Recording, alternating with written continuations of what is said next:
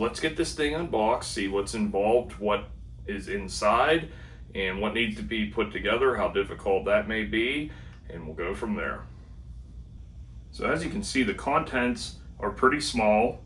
Everything is fairly simple. It won't take very long to put it together. So let's put this thing together and see what it looks like when it's done.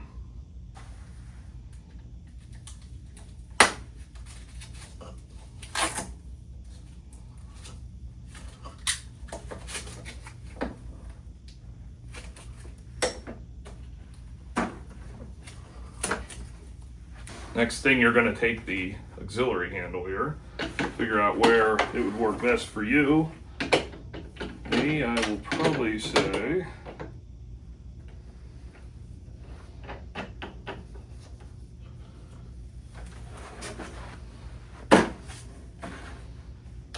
final piece to the puzzle. Put this on here. It's a little strap, which you'll need to adjust accordingly. Pop the battery in, which we're going to want to charge it before we take it out. And then we'll test it out and see what happens. So the first test we're going to do is we're going to take it out here. We're going to try it out on 4 inches of snow. We're going to switch the blade, the paddles back and forth for where you're going to throw it.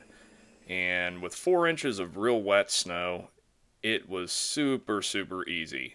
And the weight is all in the front when you're pushing down, so it does go really smooth. Now, I had tried it in about 6 to 7 inches of snow, and it worked just as good, just a little bit slower because you're pushing the snow through. But overall, it said, I think it does about 8 inches, but I did a little bit more at one point, and I can tell you that it went like a regular snowblower, no issue. It's an amazing product because it's like a portable snowblower that you can take places that you can't get a regular snowblower. And you can even throw it on the back of a four-wheeler if you're plowing, or a side-by-side, throw it there in the bed.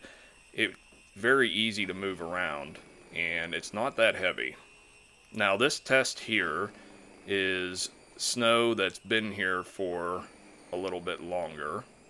So this is what it looks like when you're doing it first person. As you can see, it doesn't throw any snow on you at all. Now, if it's a real light snow, then the wind's going to blow back towards you, and it might blow a little bit, at you, but for the most part, it really does a good job of keeping the snow out in front of you and down low.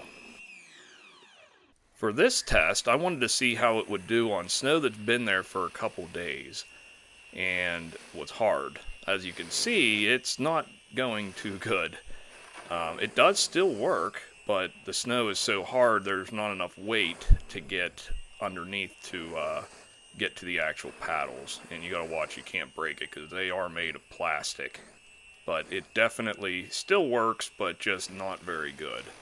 And in reality, you would be better off using a regular shovel than trying to do it with this. You'll probably end up breaking it, and you end up using more energy trying to do that than if you had just got a regular shovel.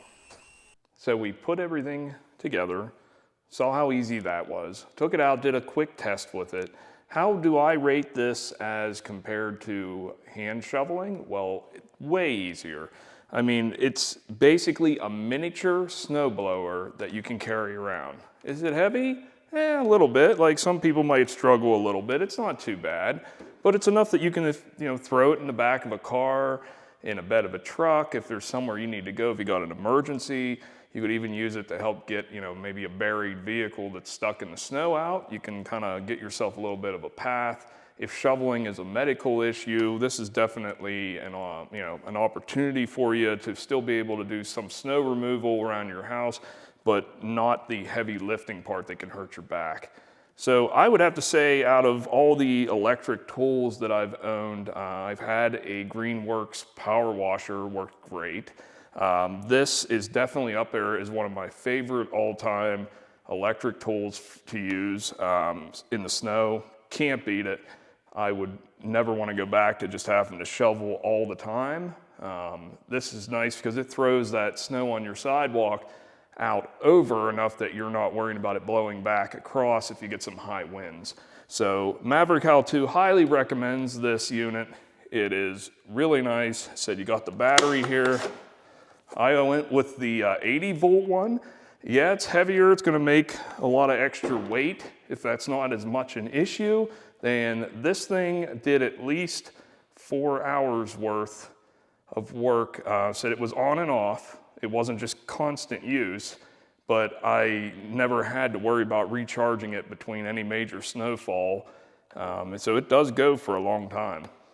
And as for maintenance-wise, there's really not much you have to do to it. Just charge the battery up, slap it in, and you're ready to go. So yeah, I definitely agree that this is definitely a tool that you're going to want for your own. If you're using it for a business for snow removal, it can really help with that too.